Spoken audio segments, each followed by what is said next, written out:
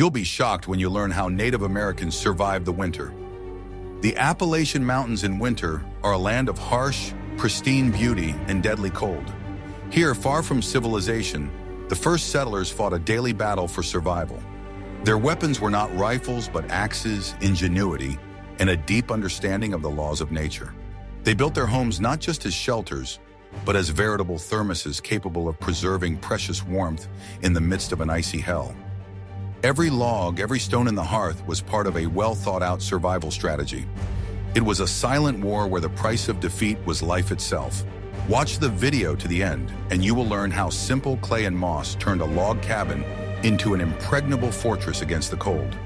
And what was the main secret that allowed families not to freeze in their sleep when the fire in the hearth was almost extinguished? What if I told you that the main battle against the cold took place not at the stove, but in the human mind? The first and most formidable enemy of the settler was not the blizzard outside the window, but the feeling of isolation and despair. The long winter months in a confined space required incredible psychological fortitude. The basis for survival was a strict daily routine carried out automatically. Each member of the family knew their task: chopping wood, repairing tools, cooking, spinning. The routine created the illusion of control over the chaos and left no time for gloomy thoughts. The awareness that no help would come until spring meant that they had to rely only on themselves and their family. This harsh reality shaped a special type of character: resilient, patient, and incredibly resourceful. The ability to remain calm and clear-headed in a critical situation was valued more highly than physical strength. Long evenings were spent by the light of the hearth, telling stories and passing on family traditions from mouth to mouth. This was not just entertainment, but a way to maintain the connection between generations and strengthen family ties. Shared laughter and quiet conversation were the best cure for winter blues. People learned to find joy in small things. In a sunny day after a long snowstorm, in the warmth of the hearth, in hot soup. They understood that their lives depended on harmony with nature, not on fighting it. It was a philosophy of acceptance, not conquest. Preparations for winter began long before the first cold spells, and this was also part of psychological adaptation. Every bundle of herbs gathered, every jar of pickles was a small victory over the coming winter. This process gave people confidence in their own strength. They lived in tune with nature, going to bed at sunset and waking up at dawn to make the most of the short daylight hours. This life, synchronized with the sun, helped them maintain their inner balance. The absence of the hustle and bustle of the modern world was their unconscious advantage. They understood that panic was a direct path to destruction. Any rash action, such as going outside in a heavy snowstorm, could be their last. Coolness and calculation were the main tools for survival. Neighbors, even those living several kilometers apart, were part of a unified support system. The very fact that you were not alone in this icy world, that there was a similar family within reach, gave you strength. This invisible social network was a lifeline. I'm very interested to hear your point of view. Do you think modern people, accustomed to comfort and constant communication, could withstand such psychological stress? Write about it in the comments. Are you ready to learn the truth about the most important part of a settler's hut? The central element of any dwelling in the Appalachians was the hearth, or later, the cast iron stove. It was not just a device for heating, but the pulsating heart of the home on which the life of the whole family depended. The design of the hearth was the result of centuries of experience. It was built of wild stone and clay, with careful consideration given to the size of the firebox and the height of the chimney. A properly constructed hearth provided maximum heat and efficiently removed smoke. Fire was not only a source of heat, but also of light during the long winter evenings. It was the center of social life. The whole family gathered around the fire to have dinner, work, or just talk. The flames created a unique atmosphere of comfort and security in the midst of a hostile world. All food was cooked over the fire, from simple bread to hearty soups made from dried meat and root vegetables. Cast iron pots and pans were the main tools of the housewife.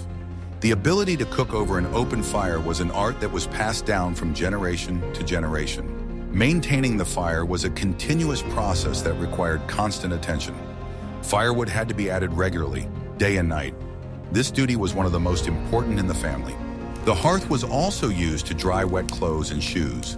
Special wooden hangers and hooks were always hung with socks and shirts.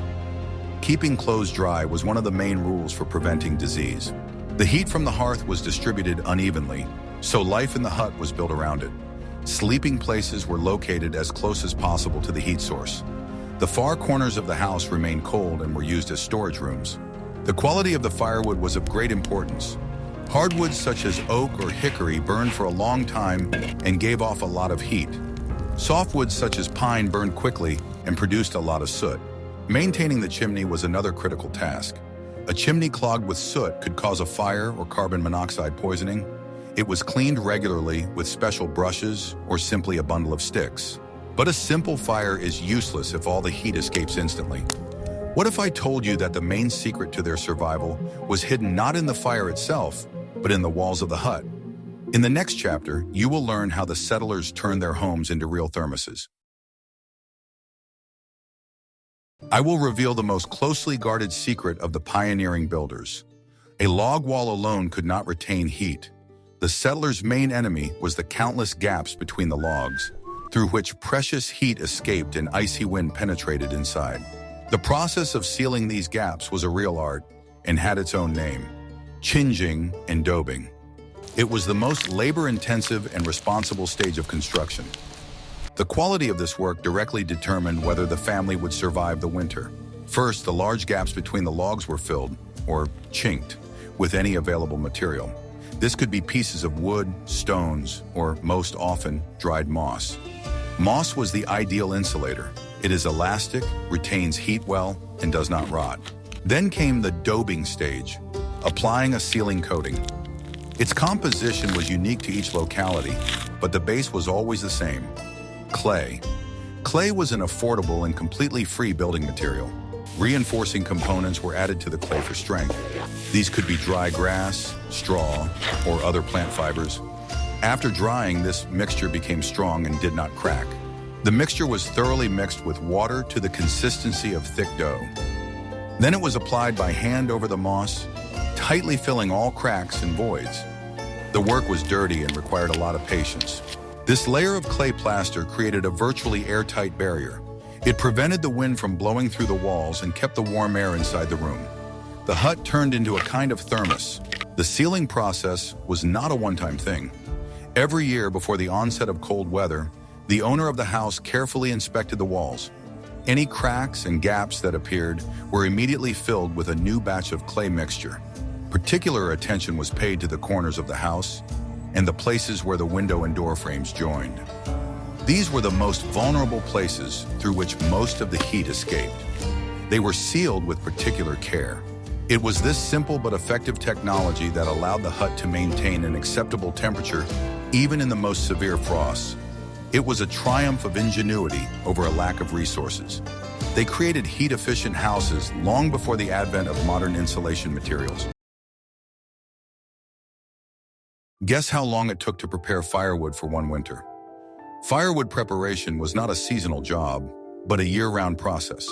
Survival in winter depended directly on the size and quality of the wood pile stacked next to the house. The process began in winter or early spring. Men went into the forest to select and cut down suitable trees. It was easier to do this in winter, as the snow made it easier to transport the logs out of the forest. The felled trees were sawn into logs of the required length and transported to the house. Here, the next stage began: chopping wood. It was hard physical work that required strength and skill. The split logs were stacked in a wood pile, or wood shed.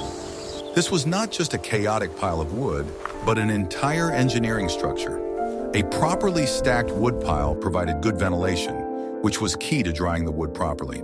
Firewood had to dry for at least one summer. Dry wood burns hotter and produces less smoke and soot. Using wet wood was inefficient and dangerous, as it could extinguish the fire and clog the chimney. The size of the wood pile was an indicator of the owner's foresight and diligence. A huge, neatly stacked supply of firewood, which could reach the height of the house, was a source of pride. It guaranteed that the family would survive even the longest and harshest winter. The location of the woodshed was also important. It was often built against one of the walls of the house to provide additional protection from the wind. At the same time, it had to be at a safe distance from the hearth to avoid accidental fire. In addition to the main supply, a small amount of firewood was always kept inside the house near the hearth. This allowed the wood to dry completely before use. Warm and dry logs burned instantly. Kindling was also an art. Thin chips, dry bark, or special tarred splinters were used for this purpose. The ability to quickly light a fire was a vital skill. But even with a sealed house and a mountain of firewood, night brought with it a special danger. In the next chapter, you will learn about a silent enemy that crept into the house while everyone was asleep. Ready to learn more? When darkness fell, the battle against the cold entered its most critical phase. At night, the temperature outside dropped sharply, and any mistake could be fatal. The main task was to prevent the fire in the hearth from going out completely before morning. To this end, there was a whole system of night watches. Family members took turns waking up in the middle of the night to throw a few logs on the fire. This restless sleep was the price of survival. Before going to bed, the fire was prepared in a special way. It was covered with a thick layer of ash to slow down the burning. This allowed the coals to smolder for several hours, retaining their heat. In the morning, the first person to wake up simply had to rake the ashes and put small chips of wood on the smoldering coals. This allowed them to quickly fan a new flame without the need for flint and tinder. Losing a living fire was considered a very bad omen. The temperature in the hut fluctuated greatly during the night. Towards morning, it became very cold in the house, especially away from the hearth. People slept in their clothes, covering themselves with several layers of blankets and skins. Often, special box beds with high sides and even a roof were used for sleeping. This design protected against drafts and better retained the heat of the sleeping bodies. It was a kind of house within a house. Sometimes heated stones were used for additional heating. Large flat stones were heated by the hearth, wrapped in cloth, and placed in bed. They slowly gave off heat for several hours. The most dangerous thing was to fall asleep and miss your turn on duty. If the fire went out completely, the temperature in the house began to drop rapidly. It was very difficult to light a new fire with frozen wood. Waking up in a cold, dark house was a harsh ordeal. The first thing to do was to restore the flame, and only then could one think about breakfast and other matters. The morning fire was a symbol of a new small victory over winter. This daily and nightly struggle for warmth tempered character. It taught responsibility, discipline, and mutual assistance. In this harsh world, every member of the family, from the youngest to the oldest, contributed to the common survival. What if I told you that everything you've been taught about pioneer food is outdated? Survival in winter depended not only on warmth, but also on food supplies. In the fall, every family worked tirelessly to preserve the harvest and provide themselves with provisions until the following spring. The main storage place for supplies was the root cellar. It was a room dug under or next to the house, below the frost line. The temperature in such a cellar remained stable and cool all year round. Root vegetables were stored here. Potatoes, turnips, carrots, and parsnips. They were poured into special bins or simply stored in boxes with sand. In such conditions, they could lie until spring without losing their qualities. Rows of clay pots and wooden barrels stood on the cellar shelves. They were used to store pickles, sauerkraut, and pickled apples. Fermentation was one of the main methods of preservation, allowing vitamins to be retained. Meat and fish were preserved by salting, drying, and smoking. Hams and bundles of dried fish were hung from the ceiling in a cool shed or attic. These products were the main source of protein in the winter diet. Mushrooms, berries, and herbs were dried by spreading them in a thin layer in the attic or stringing them on threads. When dried, they took up little space and could be stored for a very long time. They were used to make soups, teas, and medicinal decoctions. Grains such as corn and wheat were stored in special barns protected from rodents. Before use, the grain was ground into flour using hand mills. Freshly baked bread was the main food on the table. Fats also played an important role in the winter diet, providing the necessary energy. Lard was salted and animal fat was melted down and stored in pots. It was used for cooking and even for lighting. Proper storage was the key to success. Food was regularly sorted through so that spoiled items could be noticed and removed in time. Losing part of the supply due to improper storage could be a real disaster. Having a full cellar gave the family a sense of confidence and security, but having a full stomach was only half the battle. In the next chapter, you will learn how settlers protected their own bodies from the cold when they had to leave their homes. The settlers' clothing was not a tribute to fashion, but a vital tool for survival. It had to be durable, functional, and, most importantly, warm. The basis of the winter wardrobe was natural materials: wool, leather, and linen. The main secret to protection from the cold was the principle of layering. Instead of one thick sweater, they wore several layers of thinner clothing. This created air pockets, which are the best insulators. The first layer next to the body was a long shirt made of linen or cotton. Its purpose was to absorb sweat and keep the skin dry. Wet clothes in the cold are a direct path to hypothermia. One or more woolen sweaters or vests were worn over the shirt. Wool is unique in that it continues to warm even when wet. This made it an indispensable material for harsh winters. Outerwear consisted of jackets or coats made of thick cloth or tan leather. Leather provided excellent protection from the wind and cloth from the cold. These materials were often combined. Special attention was paid to protecting the feet. Woolen stockings, sometimes several pairs at once, and high leather boots were a must. Dry grass or straw could be placed inside the boots for additional warmth. Hands were protected with knitted mittens or leather gloves. Mittens are warmer than gloves because the fingers are together and keep each other warm. Gloves with a fold-down top were often used for working in the cold. The head and neck were protected with woolen hats and scarves. A huge amount of heat escapes through an uncovered head. A scarf, in turn, allowed the face to be covered from the icy wind. All clothing was loose and did not restrict movement. Clothing that was too tight impaired blood circulation, which led to rapid freezing of the extremities. Functionality was always more important than appearance. Clothing care was a constant concern. Any holes were immediately sewn up and torn off buttons were sewn back on. Health and life depended on the integrity of this armor. In the Appalachian winter, any outdoor work carried the risk of frostbite. Settlers did not have access to medicine, so prevention was their main weapon against this danger. They knew the rules of behavior in the cold inside out. The main rule was, don't go outside hungry. Before any work in the cold, it was necessary to eat a hearty meal. Calorie-rich food gives the body energy, which is used to warm the body. The second rule is to keep moving. Movement increases blood circulation, especially in the extremities, which suffer from the cold first. If they had to stand still, they shifted from foot to foot and waved their arms. Protecting the face was critically important. Strong winds combined with freezing temperatures could cause frostbite on the cheeks, nose, and ears in a matter of minutes. They wrapped their faces in scarves, leaving only a narrow slit for their eyes. Exposed areas of skin were sometimes coated with animal fat. A thin layer of fat created a protective film that shielded the skin from the wind and cold. It was a simple but effective method. They kept a close eye on each other's condition. A white spot on a comrade's cheek or nose was a sure sign of the onset of frostbite. In this case, it was necessary to immediately return to warmth and gently warm the affected area. It was strictly forbidden to rub the frostbitten area with snow, as is sometimes advised.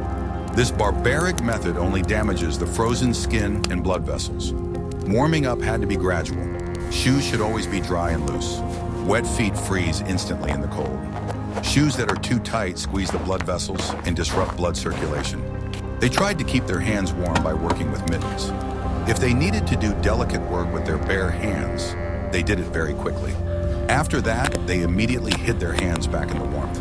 The settlers learned to listen to their bodies. A tingling sensation, numbness, loss of sensitivity. These were all warning signs. They could not be ignored. It was necessary to immediately seek shelter and warmth. In winter, the days became short and the nights long and dark. Providing the house with light and water became a difficult daily task. Not only comfort depended on solving this problem, but also the very possibility of running the household. Snow became the main source of water in winter. When streams and rivers froze over, the only way to get water was to melt it. Large pots of snow were constantly kept by the hearth. This process was laborious. To get 1 bucket of water, it was necessary to melt several buckets of snow. This water was used for drinking, cooking, and hygiene. The purity of the snow was important. For drinking and cooking, they tried to use clean, freshly fallen snow, rather than snow that had settled and become dirty. Sometimes the water was additionally filtered through cloth. Light was no less valuable than water. The main source of light during the dark hours of the day was the fire in the hearth. However, its light was only enough for a small area around it. Homemade candles or oil lamps were used for local lighting. Candles were made from animal fat, lard, or beeswax. The wick was made from twisted threads. A fat lamp, or plashka, was a simple container with fat into which a wick was lowered. It gave off a dim, smoky light, but in complete darkness, even that was a blessing. Such lamps required constant supervision. Any work that required good lighting, such as sewing or repairing small tools, was done during the day by the window. The short daylight hours were worth their weight in gold. With the onset of twilight, active activity ceased. Careful use of light was the norm. Candles were lit only when necessary and extinguished when they were no longer needed. Every stub was counted. Thus, life in winter was governed by the rhythm of light and darkness. The family rose at dawn and went to bed shortly after sunset. This simple routine helped to conserve resources and energy. Despite physical isolation, winter was not a time of complete solitude. It was a time to strengthen family ties and do the work that there was no time for in summer. The hut became the center of a small universe. Winter was a time for crafts. Men repaired agricultural equipment, made furniture, and carved wooden dishes and toys. Women spun wool, wove cloth, sewed and mended clothes for the whole family. It was a time for passing on knowledge. The elders taught the younger ones the wisdom of their craft and told stories of their family and their people. The hearth was where the new generation was raised. Music was an important part of winter evenings.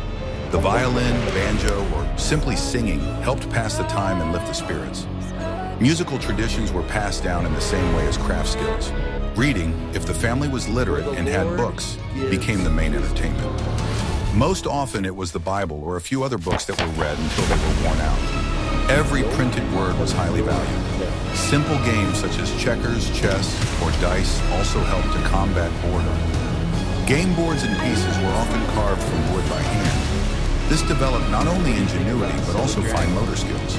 Relationships with close neighbors were maintained despite the distances involved. In good weather, it was possible to visit neighbors by sleigh. Such visits were a real event and a celebration. During these meetings, people exchanged news, shared experiences, and helped each other with advice. The sense of community, the realization that you were not alone in facing difficulties, was very important psychological support. Winter was a time for planning. Gazing into the fire, the master of the house would think about which fields to sow in the spring and which tools needed to be repaired or made. It was a time for strategic decisions on which the future harvest depended. Thus, winter was not a dead season. It was a time of inner, focused life when the family became even stronger and more united. It was this inner strength that allowed them to wait for the first spring thaw. We see that survival in the harsh Appalachian winters was not a miracle, but the result of a system of knowledge, hard work, and incredible strength of spirit. Every detail of daily life, from sealing cracks in the walls to keeping watch by the fire at night, was part of a unified strategy. The settlers created a unique culture of survival, where foresight was the main weapon. They turned their homes into veritable fortresses capable of withstanding any frost. They learned to live in harmony with the harsh, natural environment, using its gifts and obeying its laws. This experience is a harsh but important lesson in human resilience and the ability to adapt to the most difficult conditions. What other aspects of survival or pioneer stories would you like to see on our channel? Suggest your topics in the comments, and don't forget to subscribe so you don't miss our new explorations of the past.